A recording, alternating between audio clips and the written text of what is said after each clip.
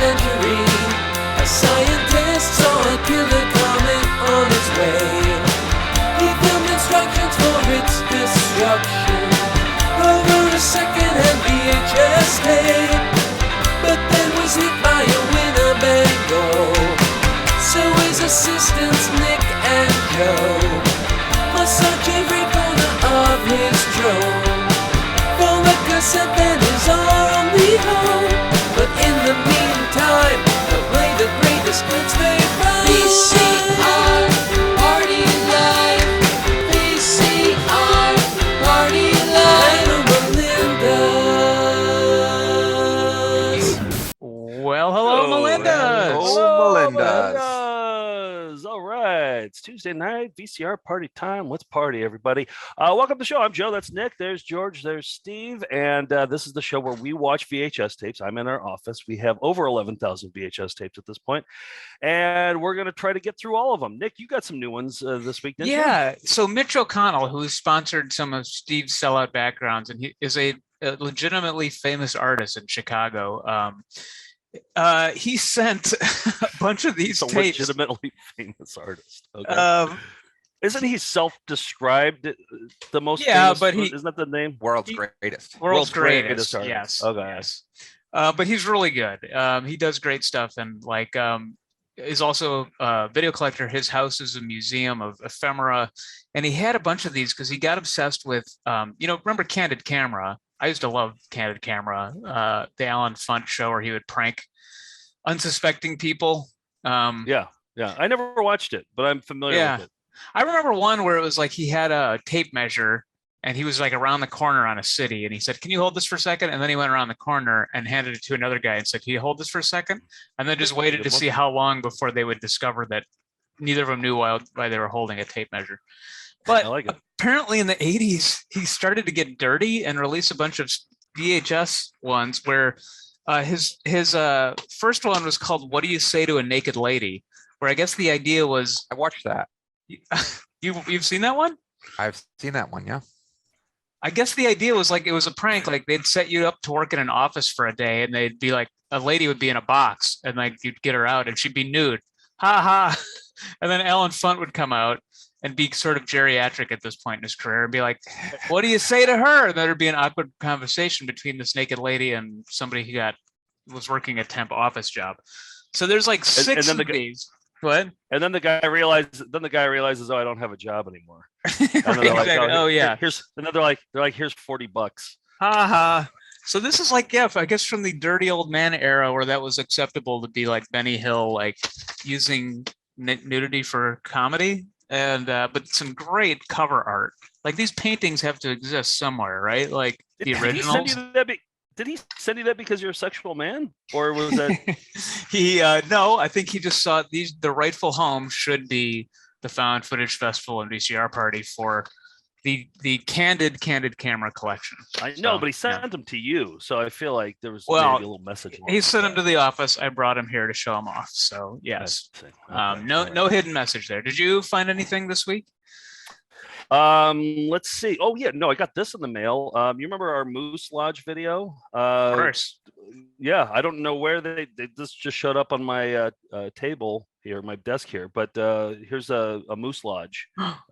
Wait, no, is it elks or is it moose? It's moose. Moose, right? unbelievably cool. Yeah, I got a bunch of coasters from a moose lodge, so that's pretty cool. That's a nice thing. Thanks for sending those. And by the way, we do a bonus episode each week called EP Mode where we watch a whole video, and we had John Glazer on and we watched the Moose Lodge video I think 5 times in a row.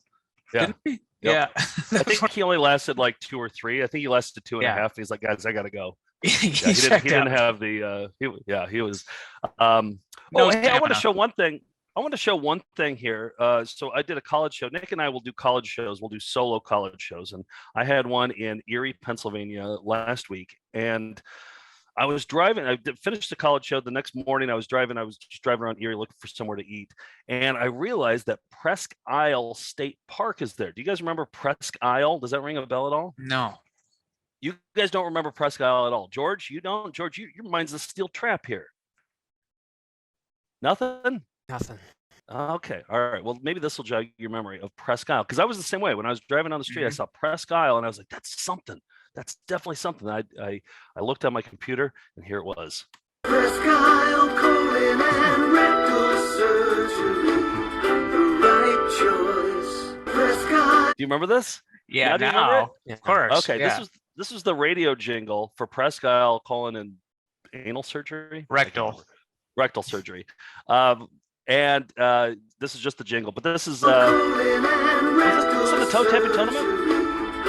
I don't know if it made the tournament. Okay. I think it has to be a local commercial to qualify.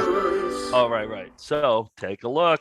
I found it, and I went there. Wow. And I got my picture taken in front, and it's actually, you notice, like what I had here. That's the front. That's like an aerobic studio. That's not Presque Isle. Oh. This is Presque Isle here on the side. So, interesting. Yeah, so take a look. There it is. Presque Isle colon and rectal surgery, the right choice. Maybe we should try to get Brian J. Bansadar, DO, on the show sometime. What do you think? Let's George, you want to do George, it. I'll call him.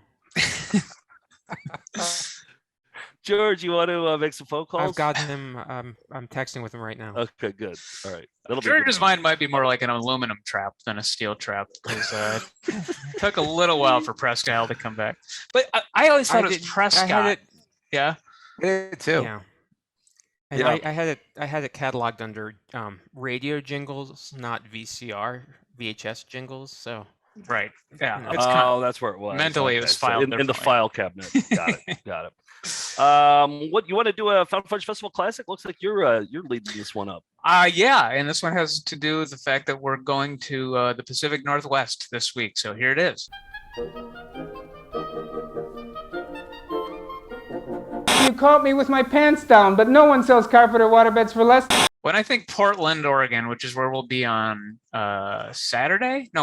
This Friday, we'll be in Portland, Oregon at the Hollywood Theater.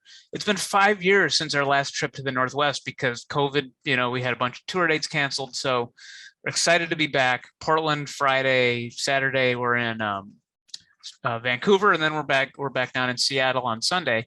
And when you think Oregon, Joe, what 2 videos do you think of? 2 videos. Well, Yep. Pavel Goberman for sure. We're gonna show that one. First is Get Energized. The other Oregon video. Hint. Well, I'd just say we play it a lot, so I chose not to trot it back out. But it involves a small fruit. The name of it does, that have a lot of antioxidants. Noni juice? No.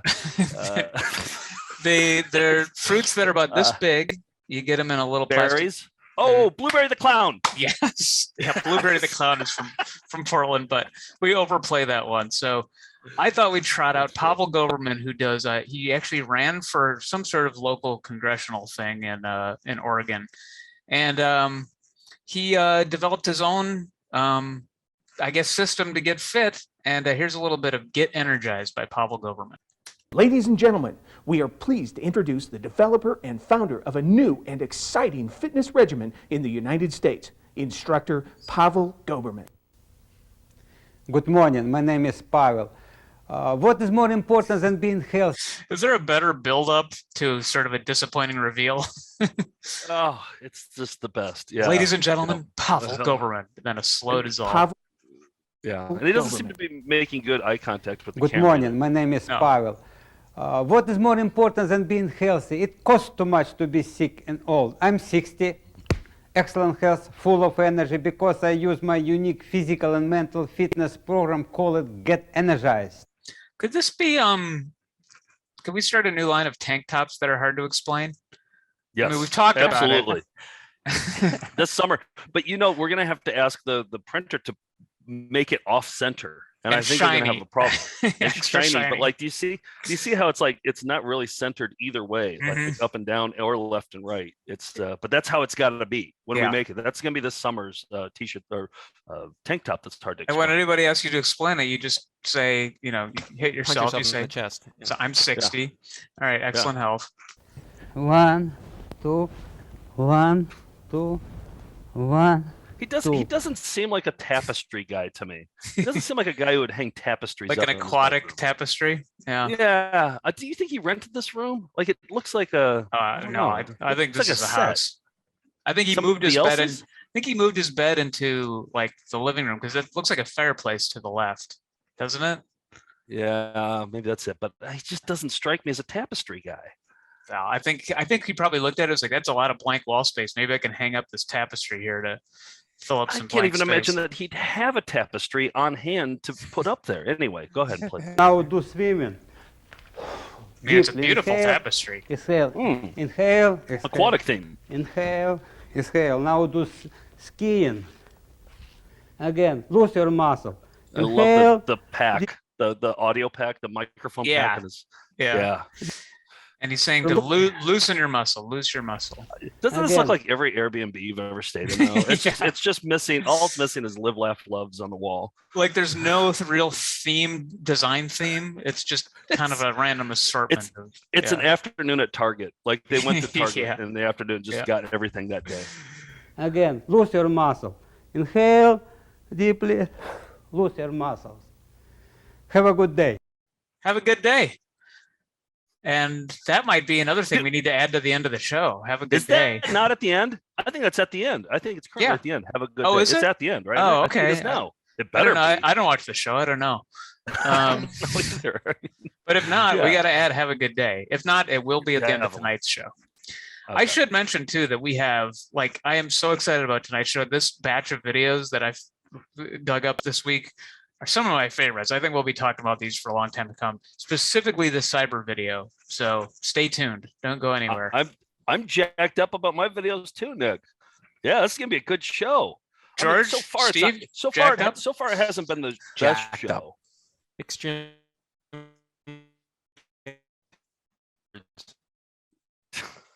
Oh, that was just a long robotic response on my end. I'm leaving it in. We're talking about how great the show's gonna be, and then we're tooting our own horns here, and then we have the shittiest show. Maybe ever. George just So, kind of be kind of a Harpo Marx, kind of a thumbs up, or okay, yeah, great. Yeah, let's do it that way. All right, let's get into what do we want to get into? We did Steve's the classic Steve. sellout background. Yeah. Yeah. Yes, please. So this week we have Spark Sticker Studio, and you'll see some of the stickers behind me. It's an Etsy shop. And I'm not familiar with shops. well, they have Etsy shops, but this one happens to be an Etsy shop. Oh, and okay. I All right. misspoke Oh, so you earlier. did- okay, all right. This isn't one of the shops. Okay. But it is. Make note of the time code, somebody. Perfect. Anyway, go ahead. So Allie is the owner, and she loves all things pink and cute and squishy, and she's a fluffy animal connoisseur and aspiring sticker tycoon. And this one's a little bit personal to us here at Found Footage Festival, as Allie happens to be the niece of one of the co-hosts. That's right. She's Nick my Brewer. 16-year-old niece. Just started an Etsy shop, and I ordered one of her business fish recently. But I didn't put Steve up to this. This is a No, not at all. She paid though, right? She paid. Oh, I charge her triple. Okay. Triple. Don't Good, worry. good. All right. Yeah, young, Okay, good. aspiring Okay. sticker. So- type Well, I of told- thing. freebie. Nope. I told her, You I gotta looked her get her straight in now. the eye and I said, no free lunches because she's got to learn sometime. Yep. But I actually, nepotism aside, I think she's wonderful. I think they're so fun, and I think they're so cool. So please, please, please, help Nick look like a good uncle for once, and visit Spark Sticker Studio at Etsy and pick up some of her wonderful stickers. I like the idea of her being. She's an aspiring sticker tycoon. Is that what you said, or entrepreneur? Yeah, or is that's that what- part of her write up in the Etsy store. I like that a lot. Let's help her achieve that goal of being a Yeah. sticker mogul. Let's sell her out. I think there's some new stickers coming up shortly. Cool. All right. I got a few in the mail the other day. They're pretty great. So support the Melindas who support us, and no free lunches though. No free lunches. So, but do you think, Nick, your niece has been watching the show so far? I hope not. I hope there's a lot of things that she hasn't seen. I'm hoping my sister brokered this and not Allie, my niece. So, Okay. yeah. I'm kind of regretting. I saying a dealt few things dealt earlier. only with your sister. Yeah. Yeah. The whole Alan Funt thing. Maybe we could edit that out. Yeah, I'll try. We'd to have to edit the censoring. whole show out if Ali's watching. If we know Ali's watching, we just got to start. That's Yeah, it. We don't have a weak okay. show this week. All right, Sorry about those dirty Alan Funt videos. Didn't really fully think that through. I didn't know who the sponsor was going to be. So she's got to learn about dirty Alan Funt videos at some point. That's true. No free lunches. Alan Funt went through a dirty phase. Those are just a quick education. She's learning a lot so far. Yep. All right. You guys want to see some celebrity bullshit? Yes, please.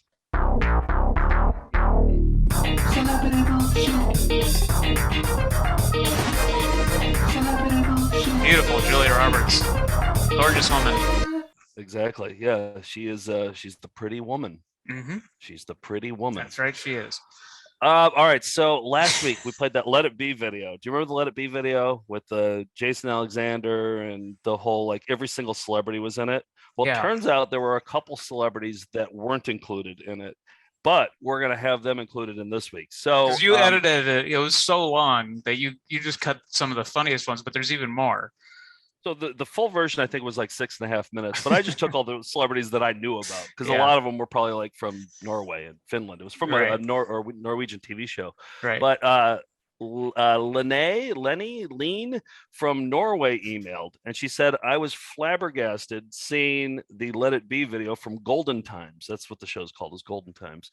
Because I'm from Norway and I remember seeing this video on TV back when it aired. Golden Times was a show that aired in the early 2000s and focused on the celebrities that were popular in Norway in the 70s, 80s, and 90s.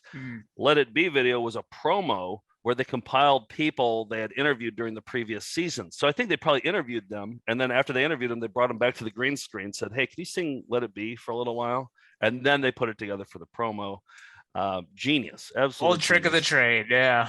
Good job, Norway. She said Norwegian television is interesting. It's always been incredibly dated and they still air shows that no one watches. But here's the big news. She sent me a link. Golden Times also did one for We Are the World. Oh, and yes, but they used the actual version of We Are the World. Like you'll hear Bob Dylan singing in this version, and like, it didn't. Doesn't seem legal. I know. And I just wonder if I play this, if we're gonna get shut down. But I don't know. Let's throw caution to the wind here. Here's We Are the World featuring every single other celebrity that wasn't featured in the other one. Do you guys want to wager a guess as to what celebrity isn't in it? Alan Funt. I'm gonna stick with Dom DeLuise. Okay, Nick. I've seen it, but I still can't name all the celebrities. So I'll say, let's go with another friend. Let's go with Matthew Perry. Okay, there we go. All right, let's see. Here it is. We Are the World. 40,000 views on this one. I don't know who that is. Remember those three guys? They must be the hosts. Yeah. There comes a time, Golden Times indeed. when we heed a Lamas. certain call, when the world must come together as one. There are people dying. Yes. Oh, Heathcliff. Lamar. He's the one who did the never-ending story.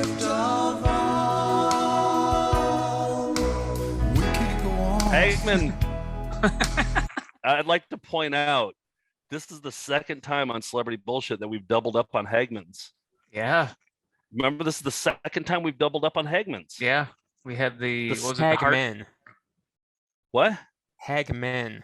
It's the plural of Hagman. Hagman. Yes.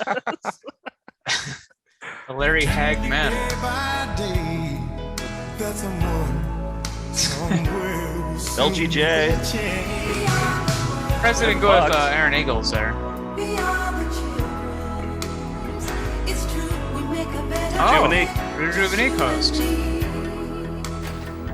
Watch this. Yes. Rudy. Poor Mark.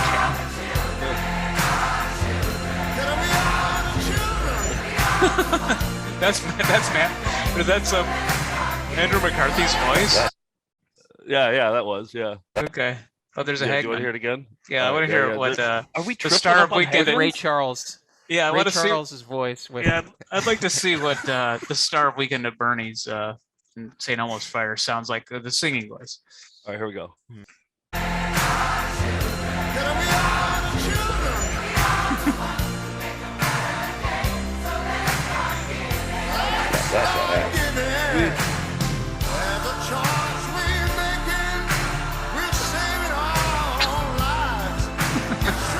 P.D. Benson. Did he really fall there? I think it's an actual fall, but then Oh, yeah. so much to take in. It's like Jaws from James Bond is there. Then the guy falls and then goes back to Jaws. It's just so much to take in. Let's just watch it one more time. And then you got Guillaume here, and you got Benson. Just glad my niece is watching.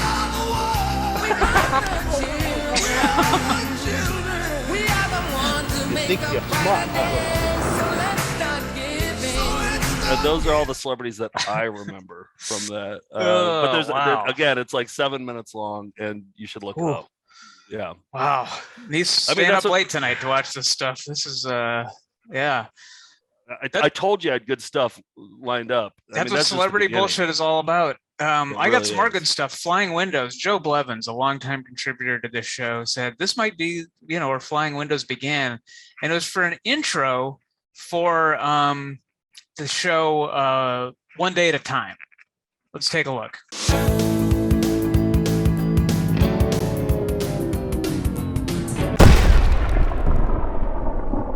Archie Bunker's place will not be seen this evening in order to bring you a special 1-hour episode of One Day at a Time.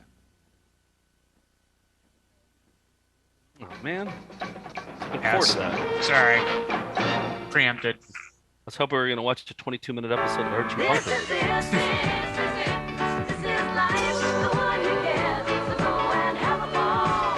There we go. So there's a lot of windows flying. This is a good theme song.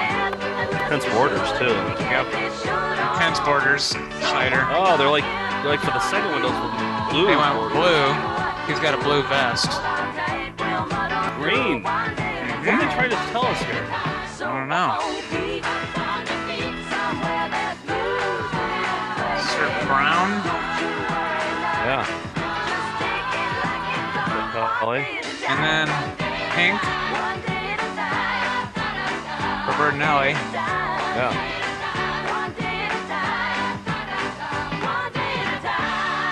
This is produced by Budweiser. George, can you look up and find out like when flying windows were invented? Mm-hmm. And maybe The weird thing is that it precedes moving pictures. So there were windows flying like in the 12th century. It was just people walking around with panes of glass. Oh, okay. And that's how they had to do it before the video. Photography was developed to capture the flying window to see how it moved. I see. There were. When were raw dogs invented? That's a controversial topic. Beveled is easier to pinpoint. 1920s. Okay, all right. Well, do the full report next week. Okay. Yeah. I even think in Shakespearean times, they're like, Shakespeare needed a way to open, like Hamlet, and they're like, well, how can we like do? So they would have panes of glass that would go by. Well, they had flying drawbridges back then. Interesting. It was a different sort of. I think we got a spin-off special, the history of flying windows. George, you want to do one? Yep. Okay. Thursday at 9. Every week. All right, that's it. Let's get into raviolis, shall we? Let's rock some raviolis. Come on, let's see your raviolis. Show us your raviolis. Show us your raviolis. Show us your raviolis. Show us your raviolis. Show us your raviolis. Show us your raviolis. Well, I'm reading the descriptions of yours here, Joe, but I don't know. Do you want to go first, or do you want me to go first? You seem awfully excited about yours. Why don't you jump in? All right. Well, we talked about how on Facebook Marketplace, somebody turned us on to 2 McDonald's training videos from the early 90s that looked like the very first video that we found in 1991 that started us on this whole found footage quest. Was a video from McDonald's janitors that I found in the break room at my McDonald's I was working at. fact that I worked there, the fact that we've always wanted to get more of these. We paid like, I think $150 for two 12-minute. It was 200. I looked it 200, up. was it? Yep, so $100 for each 12-minute video. I want you to tell me if this is worth it. This is a cut down of a video about how to make French fries. How did you find out about this for sale? And were they targeting us knowing that we would pay that amount? Because nobody else in the world is going to pay this amount for McDonald's training. It was it was a Facebook group called like VHS Renegades or something. And somebody tagged me in it and was like, hey, McDonald's videos for sale. And I messaged the guy. I'm like, can you come down at all on this? And he's like, firm. And then that's when I messaged you, Joe, and said, is this worth, I was like, yes, absolutely. Did Joe sell it to you? Yeah, right. Yeah. So this is your hard-earned Patreon dollars at work. This is a 1993 video about how to make French fries, which, by the way, I think we'll be watching both of these videos as part of our bonus episode this week. So they are good. How long is the full version, start to finish? I think it's 12 minutes, and then they do it in Spanish, and then they do it with subtitles. So, it's like 34, but it's the same video. McSee is like 40 minutes. McSee's like 40 minutes. Yeah, but this one is a lot shorter. It's it says 35 minutes, but it's 3 versions of the same video. So yeah, here we go. French fries. I think what you'll find is the key ingredient to why McDonald's fries are so good is salt. Please make sure you have your station observation checklist number C3 on hand for review. Does everyone have? Yep, got it right here. Yep, George, always. Thumbs up would be good. Steve, C3? Okay. C3 is ready. Okay. Before we discuss the procedures for preparing McDonald's world-famous French fries, I'd like to share some interesting consumer research with you. This comprehensive research confirmed the importance of following all the procedures for preparing McDonald's French fries that you will see. To ensure the proper salting of the French fries, the salting procedure has been changed to a triple arch method with a front-to-back motion. If the French fries are salted immediately after pulling from the fryer, this procedure will give us the 5 grams of salt per basket of cooked fries needed to satisfy our customers. 5 grams is a lot. Needed to kill our customers. Need to satisfy our high blood pressure craving customers. Fries needed to satisfy our customers. 1955. Let's the kill them world all. was rocking. Cars were big. I like this line. This is what they have to say about 1955. 1955. The world was rocking. Cars were big. And McDonald's was just becoming a name to reckon with. Already the word had gotten around. Our French fries couldn't be beat. Made from top quality russet variety potatoes, chosen for their flavor, shape, and it kind of looks like this lady's pocketing the good potatoes for herself. You tell me. I don't know. I don't know if assembly line theft is made from top quality russet variety potatoes, chosen for their flavor, shape, and texture. Potato thief. Then actually peeled and cut right in our restaurants and cooked in our special formula shortening just to make sure they were done the McDonald's way. The secret is beef Today, tallow. Not that much has changed. The same russet variety potatoes and careful preparation go into every order of French fries. Shipped directly to your restaurant from our processing facilities, frozen fries means easier work, quality. So they're basically saying, "Oh, we don't cut them in house anymore. We freeze them because it's easier for us." Right. Yeah. Gotta give away the corporate secrets here. Oh, it's delivered by a forklift. Quality, consistency, careful preparation from the. Who eats fries like that? One fry, just kind of gently nibbling. Come on, you're shoving them in your mouth on your way home from work from the drive-thru. Exactly. I've never eaten one fry at a time. And has anyone ever worn a necklace in a McDonald's? No. Not for long. Consistency, careful preparation from the 1950s through today. Oh, see, it's like Wizard of Oz. Customers can count on McDonald's French fries. All it's changed is our ability to produce more French fries faster and better. And now it's your job to prepare McDonald's quality French fries following the steps on your Station Observation Checklist, or SOC. Take a minute She's to wearing fill one of those. Go back. She's wearing one of those the ties. Yeah, the little ties. Yep, like Jennifer did in the McSee video. Jennifer tie. Yes, yes. That guy looks at the camera right there. Yep. Fourth wall. Take a minute to fill the French fry salt shaker so that you don't have to do it during the rush. And make sure all the holes in the salt shaker one of those. are Now, I worked at the fry station when I first started working at McDonald's. I've never had worse acne. I would get like those Stridex pads after like a 6-hour shift. I'd come home and there'd be a visible like caked layer of grease on my face that I would just have to like Stridex and Noxzema and use every product I could. And I still had like deep-seated acne from working and as soon as I went away from the fry station and went like to the back, I didn't get that anymore. So do you have any photos that you can show us when the video is done playing of you with really bad acne? I have a photo of me on my first day of the job wearing my McDonald's uniform at work. So I take that. Yeah, it's not the same as the acne, but yeah. Okay. Deep-seated acne. and not clogged with salt. Now you're ready to cook Your some acne had great-tasting acne. McDonald's French fries. We'll be using what's referred to on your SOC as the pull-drop mode of cooking. You ever do the pull-drop method of birth control? It's kind of it's like a Catholic Very thing. risky. It usually works. It usually Yeah. Drop mode of cooking. Always salt the fries immediately after emptying them into the bagging station. The salting motion should follow the shape of a triple arch like this, in a front-to-back motion over the fries to give the desired salt level. Oh, they're making that up. Well, I know, and look at this. They double down on it. Let's look though. at that again. Instant replay. Look at that. They did teach us how to do it. We had to do it that way too. But really?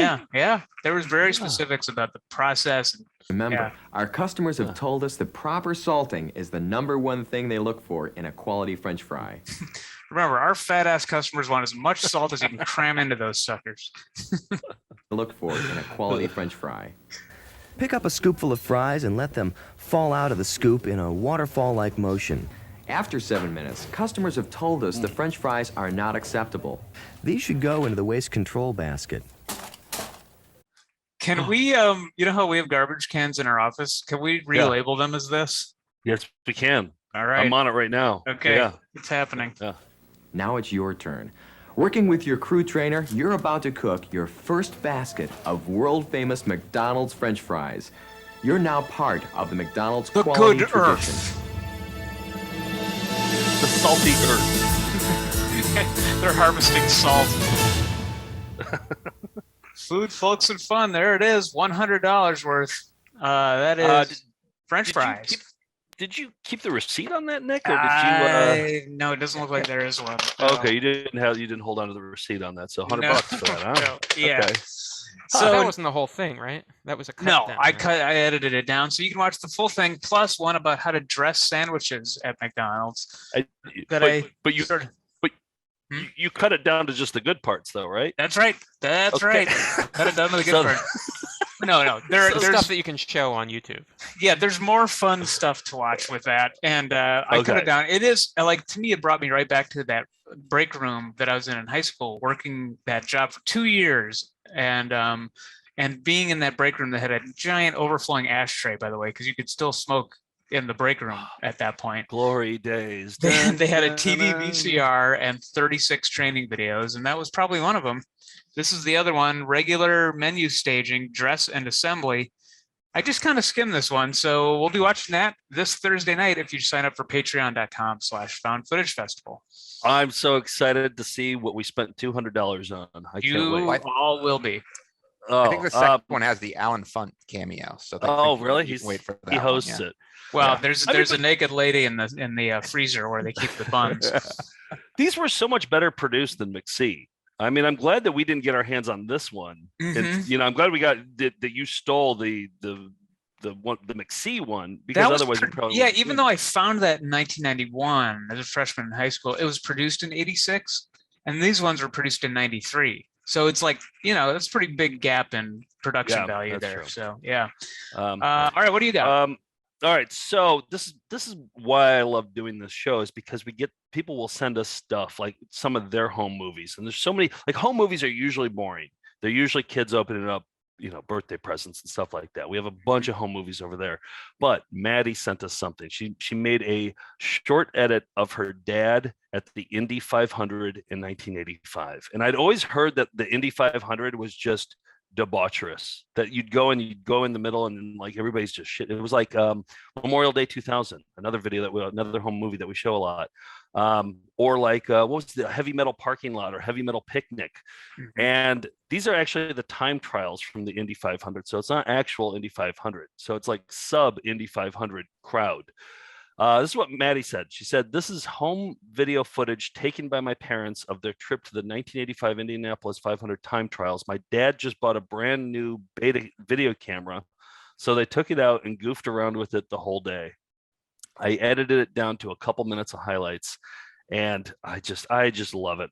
This is my favorite kind of thing to see in the inbox. So thank you, Maddie. Here's her parents at the 1985 Indy 500 time trials.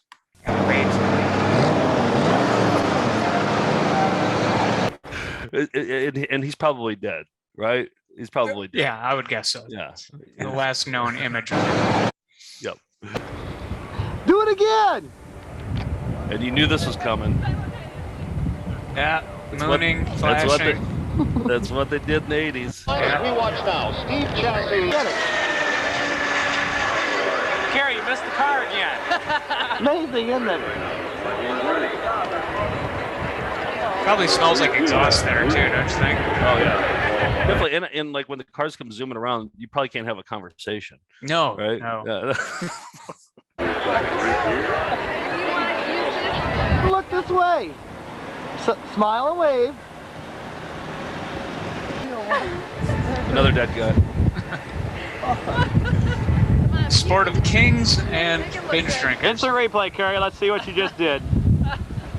See, this guy knows how to act for a camera. I forgot about him. I didn't pull him. Slow motion.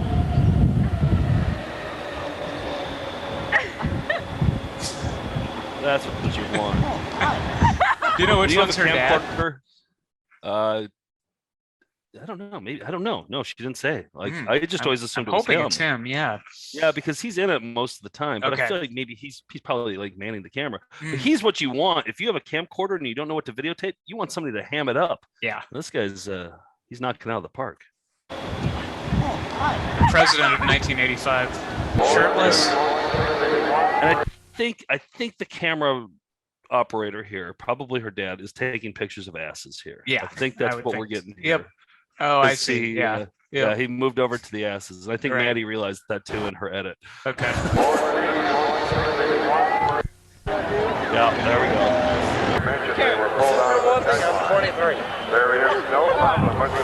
They do that again. Way back. 23, baby. 23. Let's see your underwear again, Kerry. I ain't wearing any. My head bag though. On. Guess I gotta blur that out. Wait, did he show us? What did he show? Yeah, he pulled his testicle out. Did he? Yeah. Oh, I missed that part. Yeah. No, he How didn't. did you Yes. miss it? You see Look his at, right? testicle? Yeah. Oh yeah. Oh yeah. Yeah, you're right, yeah. There it is. Yeah. Oh, But now I have shoot. to do more Yep. pixeling. My head bag though. On. Hey, that's good. Hey, what are you listening to? What's he saying? What's he saying? What are you listening to? I love you too. Jesus What's Christ. your name? No, What is live? Okay, so you see that guy here. Yeah. The edit goes from this guy. Look at the scarf to him What's at your the name? urinal. My name's Greg. Hi, Greg. What you been doing? Nice kerchief. Getting drunk. Good for you. That's what Indy's about. This guy's making some cut off jeans here.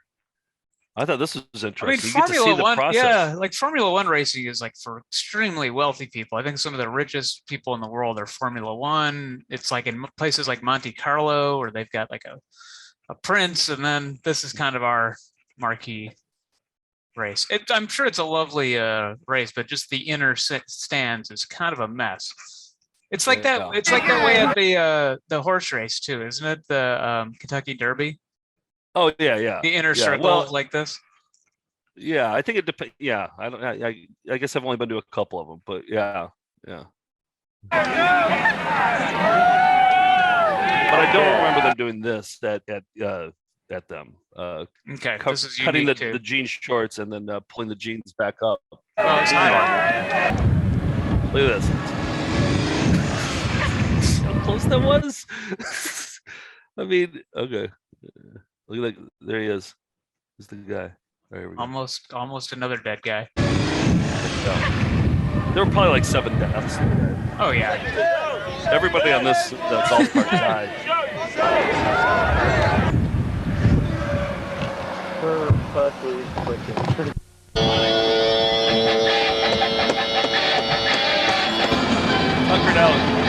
Tuckered out. Oh, there it is. Thank you, Maddie. That was a fantastic edit, and that's my favorite thing in the world is to get nuggets. And you know, there's a million out there sitting in a box in an attic somewhere in Toledo, Ohio. And wow, I'm just thankful. A home movie. So thank you. That's remarkable. Thank you, Maddie.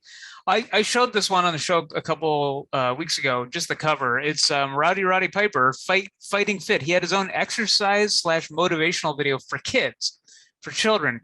Roddy Piper, if you don't know, bagpipe was like Hulk Hogan, the heel to like Hulk Hogan in the rock and wrestling era. He had his own show as part of the WWF show, and he was also in the John Carpenter movie They Live, and all around very entertaining dude. This is a very long, I think it's like an hour and 10-minute long exercise and motivational video where he tells a story, has kids in the ring doing exercises. Very entertaining and a little bit Beekman-y. There's a lot of non sequiturs and text on screen. I think it was from that era. So here's Fighting Fit.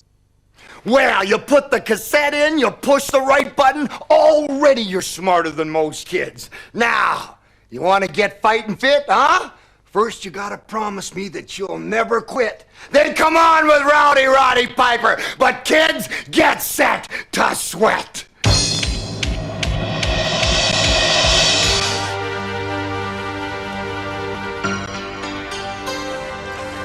Dare to dream. That's what this old man told me one time. I couldn't figure it out. I'm sitting here, this is my bedroom. And this old man's telling me to dare to dream. I was having nothing but nightmares. So I was trying to figure that out. Why was an old man in his bedroom? What the hell is he talking about? Exactly. An old man says, dare to dream, and he was in his bedroom. Is it like an apparition? It was Gorilla Monsoon, the wrestling announcer. My bed. Explain? No, there's no further explanation. And this old man's telling me to dare to dream. I was having nothing but nightmares. But you know something? That old man, he's right. Let me tell you a little bit about myself. The facts are real simple. I left home when I was 13. My fight was for survival as I hitchhiked from town to town with nothing but my wits and my bagpipes. I slept on the street. It sounds much more romantic than it is. You know, I even had to fight a guy one time over a piece of cardboard. You see, I stayed fit, I took a chance, and I dared to dream. You can do the same thing. Look at me, I'm on top of the world now. Don't you dare quit, kids. Come on, follow me. Don't quit, let's get fighting fit.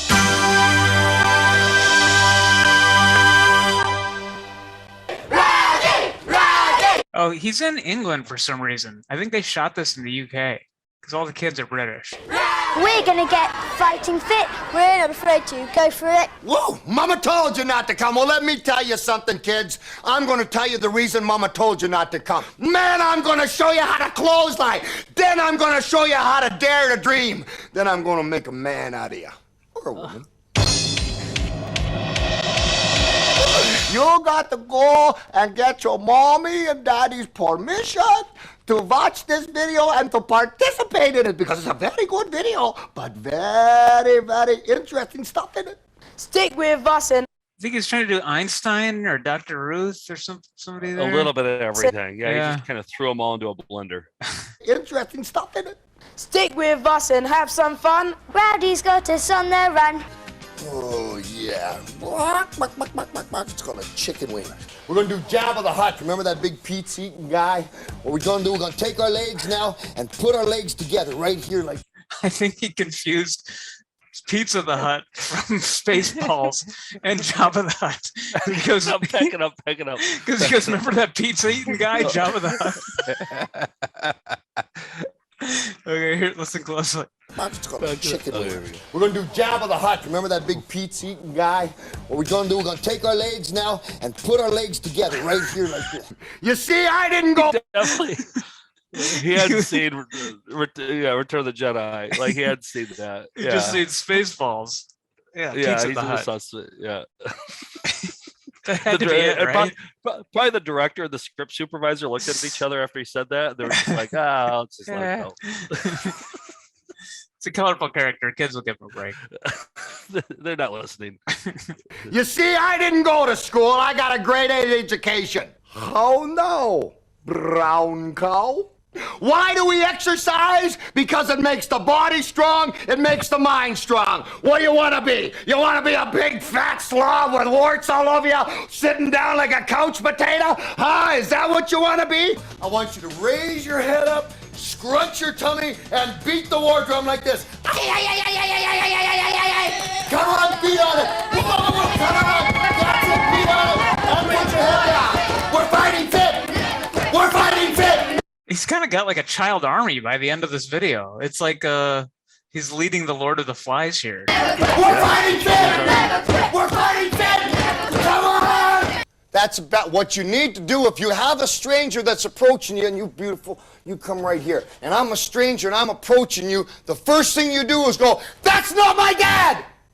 That's not my dad! Yo, cameraman! They never quit because they're fighting fit!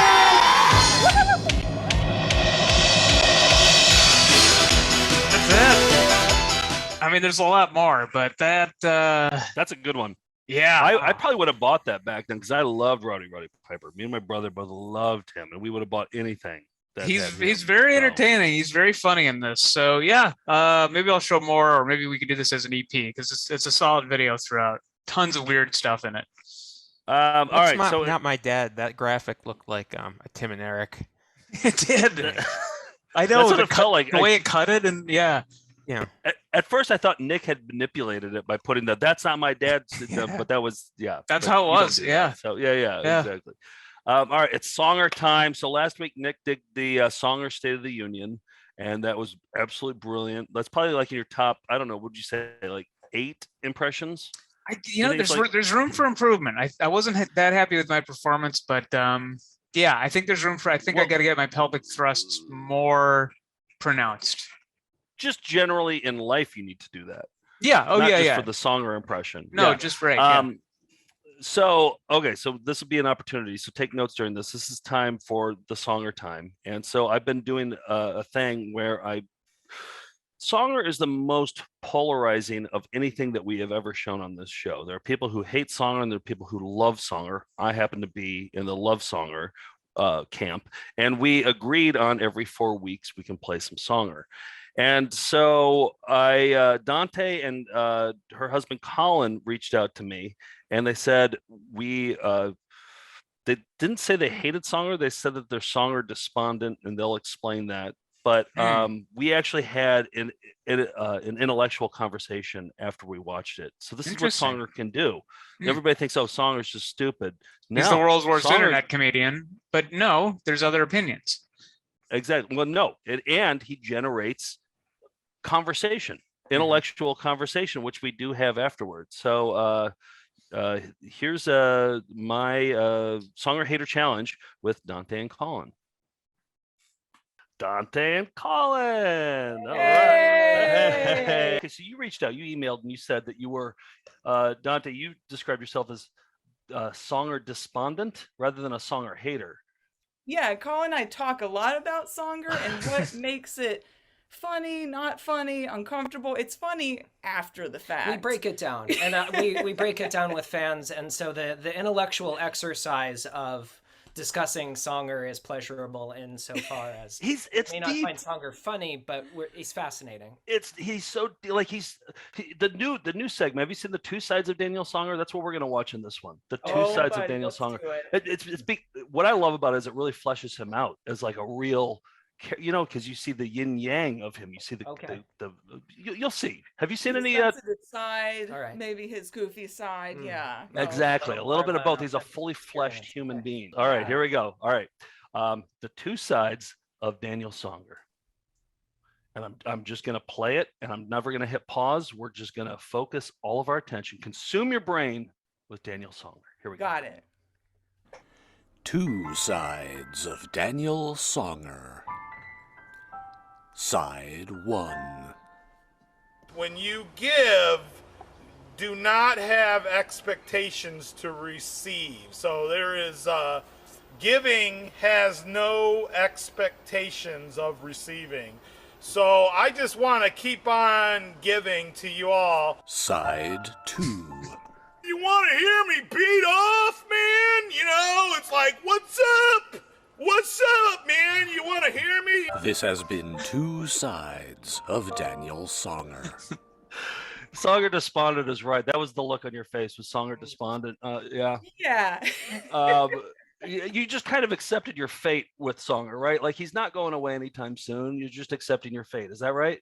It's there. You really don't know what you're going to get, though. I do appreciate the contrasts of the deep heart-to-heart sort of spiritual moment followed by beating off. That was a good contrast. So Linda Hutchins wrote a book called Irony's Edge, and she writes about this concept called meta-irony, which is the idea that all of the elements of a joke or an ironic moment are there, but then something ironic just doesn't happen. The joke just doesn't occur. So we can appreciate on a meta level the lack of the joke that happened. Like, you see?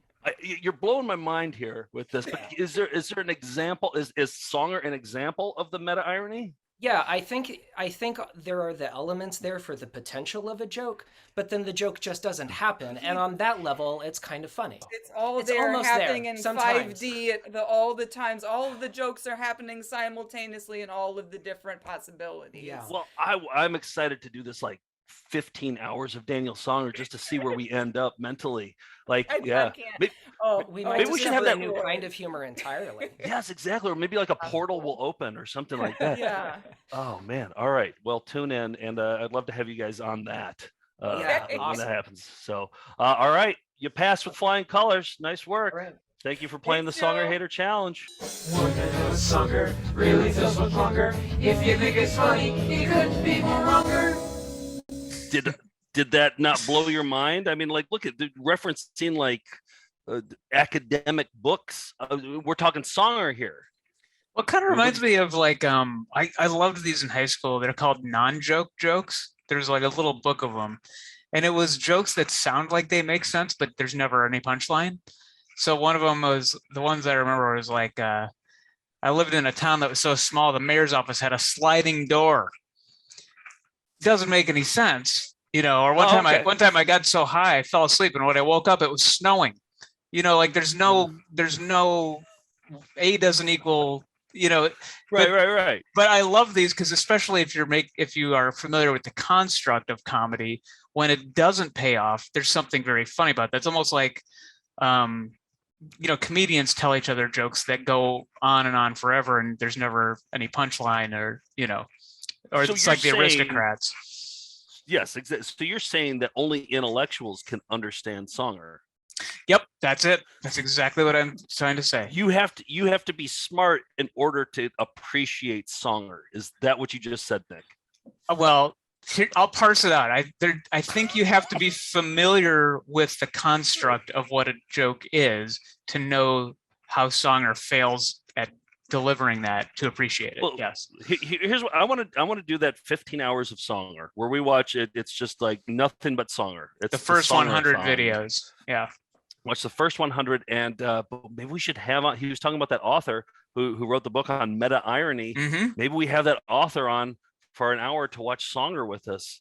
We're gonna need guests to get through that. So yeah. And I do have Dante and I do have Colin to help out along the way. And then also Tim, who put that together. Tim's going to join us for the whole day because he's the academic of Songer. Like he knows the library. So, all right. So, oh shit. You know what I wanted to do is Judah sent me this. He found this on eBay. He was looking up Songer stuff, and I wanted to put this on. I wanted to put it. So he found it on eBay. He was looking up Songer, and there's a Songer helmet that he found. And he said, this is like a real construction helmet too. Like this is like OSHA approved.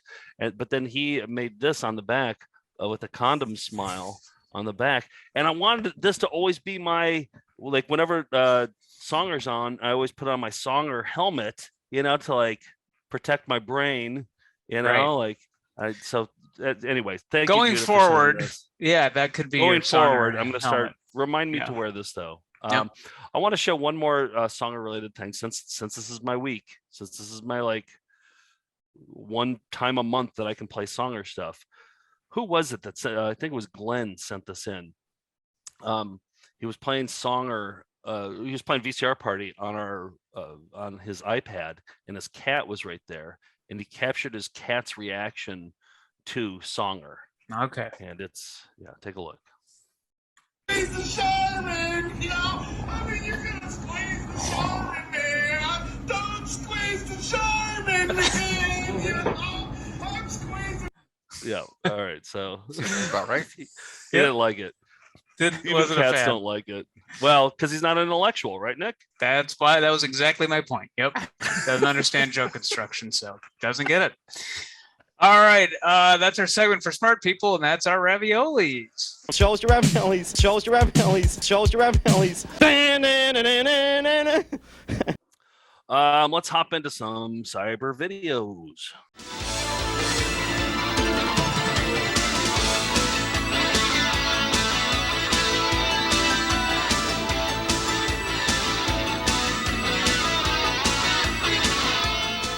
These, of course, are the videos we show each week to help you learn how to not rely on us finding VHS tapes for your entertainment, but actually looking at the internet for other things. So, Steve, why don't you start us off? Wait. Do I need to? I don't need to wear the helmet anymore, right? We're out of the Songer segment. Okay, yeah. Okay, gotcha. All right. Good clarification. All right. Okay, go ahead, Steve. All right. So I'm going to a jock sham, and it's one of my favorites because it features Mr. Plunkett in it. And so here we go. We can talk about it after. Former New England Patriots quarterback Jim Plunkett. That's the one. I mean, this is a great excuse to show the photo. I mean, do we want to? Nah, we can just go right into it. I'll have it ready to go when we Here come we up. go. Angelo's been working overtime on his flips. He needs the deodorant that works overtime. Senator, Joe's been working overtime to get his story. But he needs the deodorant that works overtime. Only Old Spice Stick deodorant gives you both 24-hour protection from odor, plus that famous Old Spice scent. Plunkett's been working overtime, learning the new plays. Sure glad my Old Spice Stick works overtime, too. Old Spice Stick, the deodorant that works overtime. I mean, I think you nailed it. I think you nailed it, too. Yeah. I think he's pretty good, actually. Yeah. There's a reason he's your hero, and you humiliated yourself by looking like a thumb in a photo with him. Well, for those who don't know about Plunkett's, the reason we call bad photographs Plunkett's is because Steve got his photo taken with Jim Plunkett, and there it is. And we always, there's Jim Plunkett on the left, and that's Steve on the right, looking. Thanks for straightening out who was who. Yeah. And we've always said that you kind of look like a thumb right there. Yeah, I think so, you know too. what? I don't think it's like your. I think it's like the angle of the camera. I'm gonna go ahead and blame the angle of the camera. Yeah, I don't know. Is that a lot going wrong there? Your thumb like, and you're wearing a Carl Strauss hat, and I can't believe I ever showed this to anyone. I can't either. You never should have. I mean, it was the basis for an entire series and primetime special we did. So I'm so glad you did.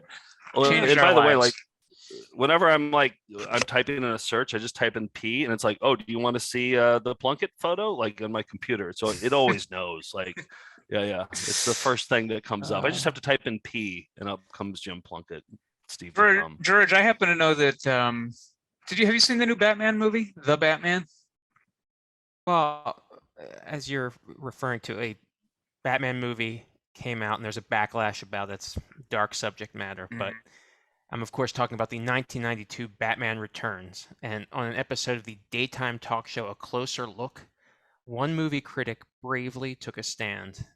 The summer's big movie is Batman Returns. In its first couple of weeks, it has already grossed more than $100 million at the box office, and it is already creating controversy. Some parents contend that Batman Returns, which is rated PG-13, is actually being marketed for younger children, and the movie is just too violent.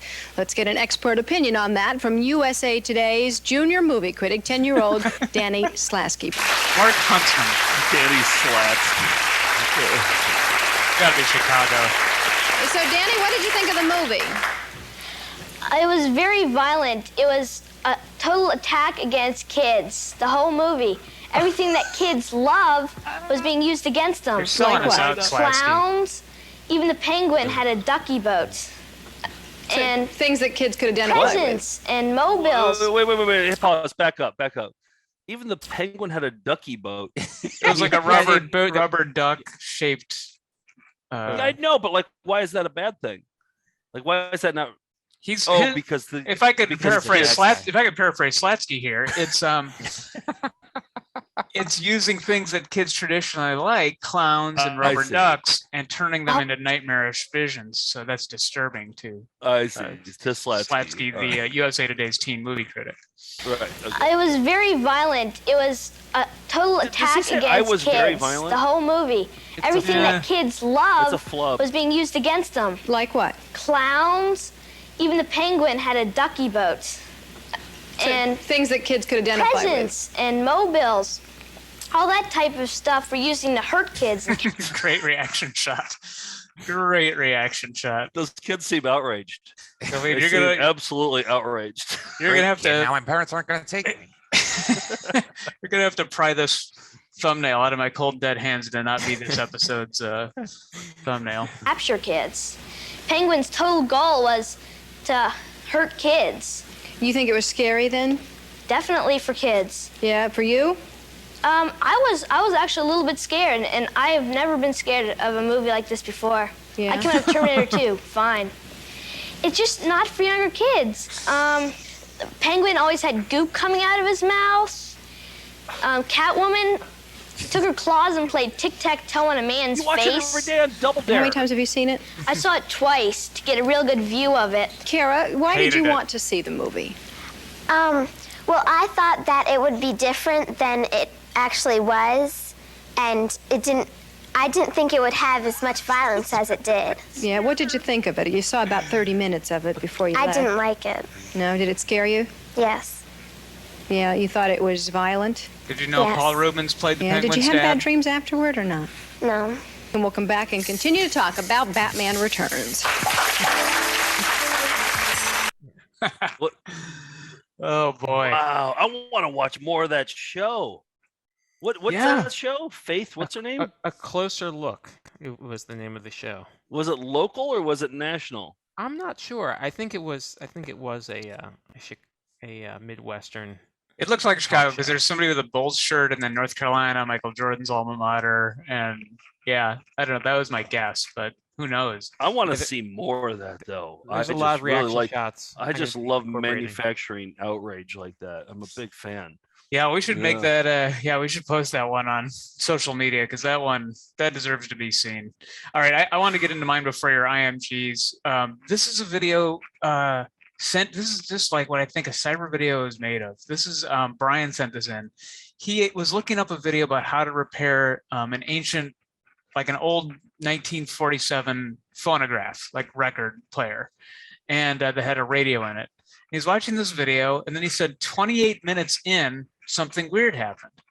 So I watched the whole video, and then he was right. 28 minutes in, something weird happened. So I'm going to just let this build. We'll show you a little bit of the before the 28 minutes part, and then you'll see when it changes. Stick with it. Now you're looking at a Sonora model WBRU-239. As you can see, there's a radio there, but it's not only a radio. It's a radio and a record player. To improve performance, I'm going to go ahead and change out all these wax caps. Shows you how to See do it that. Here. Turn this on. So he fixed it, replaced the needle. That sounds better, doesn't it? Betty White died last month at the age of 99. Now, I haven't met many celebrities in my life.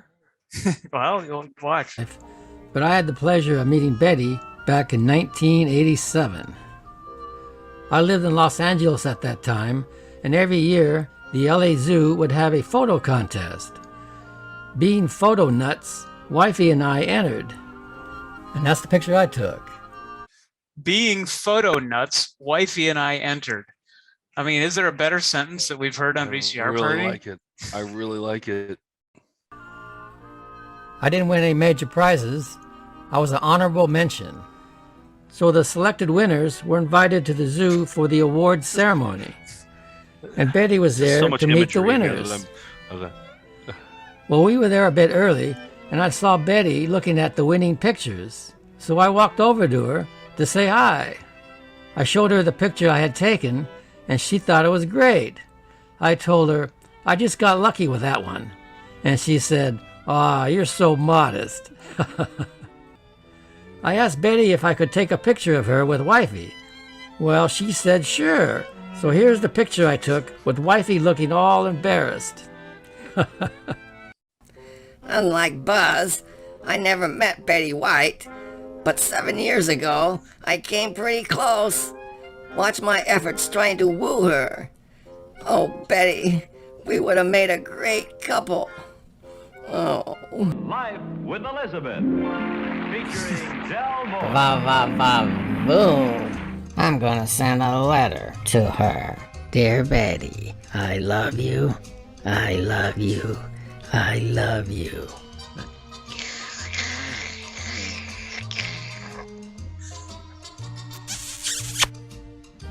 Good night, my Betty. I won't be able to make love to that wonderful, beautiful body of yours. I'm just heartbroken. Oh, my precious. Here's my proposition. My best friend, also, is in love with you, and she wants to marry you. You don't want me, but I'll take your friend. Farewell, What the hell's my going on? Betty. Okay, Blondie, I'll give you one more chance. Please come back to me. Please, Blondie. Please. And that's the end of the phonograph repair video. Do you have to do that at the end to fix your I don't record player? know. I don't know. What a goddamn journey that was. Yeah. And imagine watching 28, minutes about how to repair a 1940s phonograph and then getting to that part. Who was the saint who actually watched that? Brian sent this in. Brian. And Brian actually, I think he was trying to learn how to restore an old radio he found. And so he's watching it for informational purposes, got to the 28-minute mark, and then was like, wait a minute, I got to send this to the fun footage guys. I mean, I guarantee there's 11 views on that, right? I mean, this was on YouTube, right? Yeah, this was a YouTube video. Okay. I don't know. Wow. I'm not sure. I mean, I bet there's more than that because there's people who do want to repair. Subscribe. Yeah, because I think it's a recurring character of, that he does these skits as part, or, stories as part of his automotive repairs, or not automotive, but all sorts of repairs. Mostly I'm like, wondering if. Yeah. Yeah. I'm kind of wondering if Betty White didn't die of old age. I'm wondering if. I don't know. You're never going to believe this. 5,107 views. Well, what are his other videos? Did somebody else spot that and then put it out on Reddit? No, and then they all have about, all have that. All his videos have about 4,000 to his lowest one has like He's got us beat. 2K videos. Yeah, so there are more he's got people us watching. beat. Yeah. He's got us beat significantly by a double. Yes. Okay. All right. I guess we need more puppets in the show. Yeah, I would be all for that. I think it's the takeaway. Yeah. All right, let's hop in. I don't know how you follow that up, but let's jump into some IMGs here. Chicken shit. Electronic video transmission uploaded with no intention. Harvested semi-ethically. Welcome to IMG. Okay, it's IMG time. Got a great batch today. So good. All right, so IMG 3129 kicking things off with Adam. This one had 6 views. Adam titled this one, "A Guitarist Announces the Band He's Now With." I am the guitarist for Metallica now. And I want to sing you a song. Okay, that's how we're kicking things off here. Yep. Perfect I think video. that had to have been James Hetfield, right? Or maybe Kirk Hammett. Kirk Hammett, I would perhaps? think. So. Yeah. Okay. All right. Next up, 1522. Tad sent this one, 90 views. No. I'm sorry. This is 1552, 6 views. Chris said possibly the most frustrating IMG I've come across. It's all set up and no payoff, which is what I love in IMGs. It's all about the setup. You don't need the payoff. Here we go. Jump on it. Here we go. Potato gun. And then they stop the video. Right as she's about to fire off the potato gun. Good timing. Yeah. Do you see how cool that potato gun was too? It's like all gold. Are you guys familiar with potato guns? Yeah, they're available in gold and silver. But what I wanted to say is, I think isn't she the one who took the potatoes off the conveyor belt? I'm pretty sure, and that's what she's shooting. Yep. Yeah. That was the potatoes. She wanted ammunition, is what she wanted. Mm-hmm. Yeah. Full circle. Yeah. All right. Next up, we got 1861. Tad sent this one. It had 90 views. Tad called it "This Squirrel is Jumping on the Window." Sitting here eating breakfast, and all of a sudden, the squirrel starts jumping on the window. Kind of the craziest thing I've ever seen in my entire life. Holy hell. It's jumping on the window. Holy hell. What the fuck is it doing? This friggin' squirrel is jumping on the window. Let it in. No! No! Jesus Christ! You fucking... Scared he got very scared of that guy who was joking like he's gonna open up the and the guy saying "let him in" was you, right, Joe? You were behind the camera. Yeah. Okay. A classic Joe Pickett prank right there. Last one here is 4459. Brad sent this 128 views. It's called "I Love My Third Tooth," and I think this is a contender for best IMG of the year. All right, you ready? Here we go. 1, 2, 3. I love my third tooth. Let's do it one more time in unison, and I go 1, 2, 3. Ready? 1, 2, 3. I love my third tooth. I mean, I might as well stop it now, right? Perfection. Yeah. Retire IMG. That's it. Gotta sleep. Bye. Retire them. I gotta say, this is probably one of our greatest shows of all time, right? I don't know. It's up there. It's just I think nonstop. I think all 413 viewers are gonna agree. Yeah, maybe we could siphon some from Buzz, the phonograph repairman. Maybe some of his fans will come watch us. I don't know. Yeah, so it's all the ideas I have. That's cyber videos for this week. Quick announcements. All right, we're running along here. So let's see. Oh, we're doing state tournaments next week. We haven't done state jingle tournaments where we determine the best jingle from every single state in the United States of America.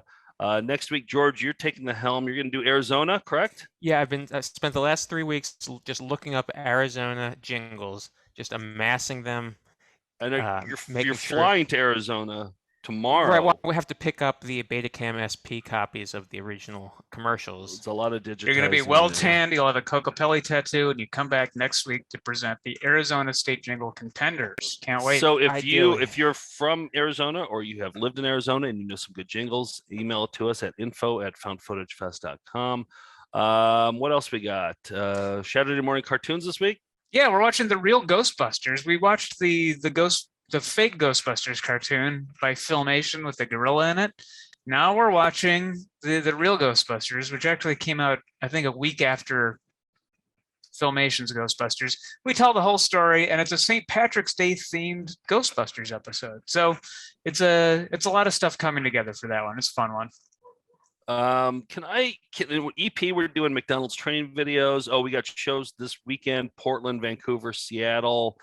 In May, we're in Woodstock. We're still booking shows. Can I show just a quick, nice thing? You remember last week with the Pam cap with the magic? I showed that magic video. If you haven't seen it, last week's episode, I showed a magic video that was sponsored by food providers, Pam spray included, and we talked about Pam cap being my vanity plate. Yeah, I wanted you to actually get Pam cap done. Look at that. That actually looks pretty good, doesn't it? Yeah. Pam cap. You know what? Here's the thing. I feel like we should all get some sort of vanity plate for some dumb inside joke from this show. Nick, you already have Boop Fan, but like, I think I'd be willing to get Pam cap. I just don't want to have the conversation with the mechanic about what Pam cap means. That's the only reason I want you to want have that conversation, and I think I know, the viewers of the show do. So of course you do. Maybe if we get above a certain amount on Patreon, we all get vanity plates with a reference. You guys can suggest them in the comments. If we get to like 4,500 a month on Patreon, maybe we. And it just has to be. Yes. Okay. 4,500 a month. And we get 6 letters, just 6 letters. I'll do Pam cap. I'm happy to do Pam cap. And that one, I think the person who sent that mock-up in said that it's available. So you can actually go to the New York State DMV, type it in to see if it's available first. Yes. Yes. Nate sent it in. Thank you, Nate, for Nate said it. Nate said it was available. Would you guys do it? Steve and George, you both have cars. Would you guys do it? I already have Songer Hater. H8R. SNGR. You'd have to change it. NGR. Okay. Yeah. All right. Well, that's not one of Steve, would you be willing to do it if we get over a certain threshold? Of course. Okay. All right. Let us know in the comments. What I do.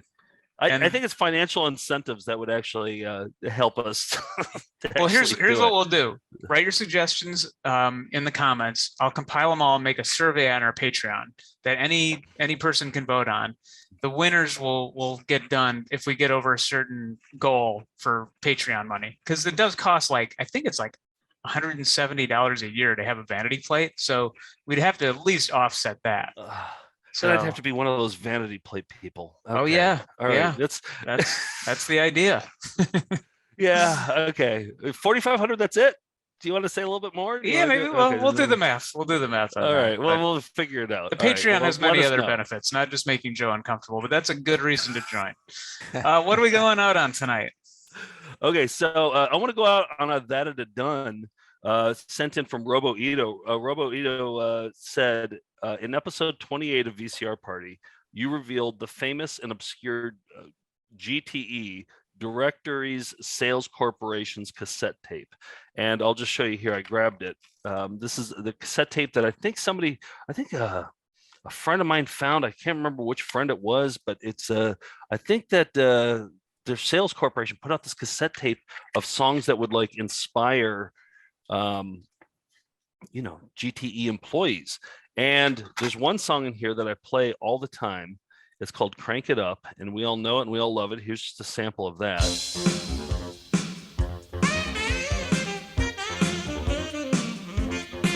Crank it up. Okay, so we all know that song. So Robo Ito said we all know Crank It Up, but the other song on the Yellow Pages cassette is Book It to Bangkok 1990, and you can see that on here. It's advertising. I believe the lead salespeople would get a trip to Bangkok as their reward. That's the theory. We don't know for sure. That's the theory. Yeah. But he said I was curious. Robo Ito said I was curious. Is Book It to Bangkok 1990 just as much a hit as Crank It Up 1989? And the answer, my opinion, I don't think it is as good. It's still a hot hit. Nick, you know that song, right? Yeah, it's got a flair of the Orient to it. That's that is not very accurate to the music of Thailand, I don't think. But, yeah, but they were like, close enough. Yep. All right, so I'm gonna play Book It to Bangkok. We're gonna go out on this, and I'm gonna put it to images that I didn't include from Maddie's edit of the Indy 500 time trials. Fantastic. So there we go. So, but here's the thing: if we had been prepared, we could have done better. We'll be right back right after that. Remember to go to Etsy and Spark Sticker Studio, all one word, search that, and you will be supporting a wonderful young artist. And remember, everyone's a puppet when they're dead. Accoutrement.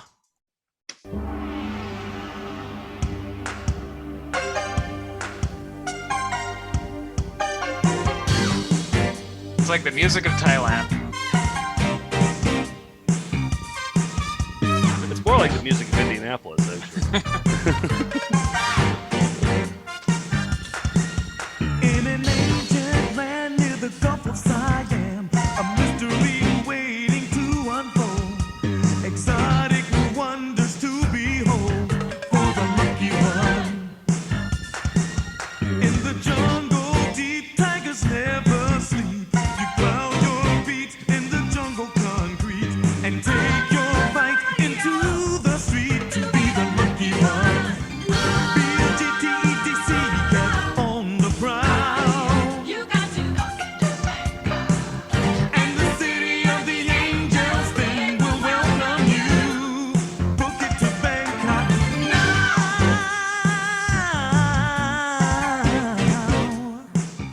When we return, Dr. Sellner will complete the bunion surgery. Yes, those are his pajamas he's wearing. All right, I gotta go. That's all. That's it. Let me see that one. Rocks are done. Gotta sleep. Bye. That's it. That it done. We did our best. If we'd been prepared, we could have done better. What do you think about Bibra? About what? In 8. Mine not there for yuck anymore. Ooh. That's all I'm doing. Cheerio. Tinkerbell! We'll be right back right after that. And Kurt Polstead, the real great guy. Nice, nice. Goodbye. See you later. Have a good day. Jim's Coins in Hilldale.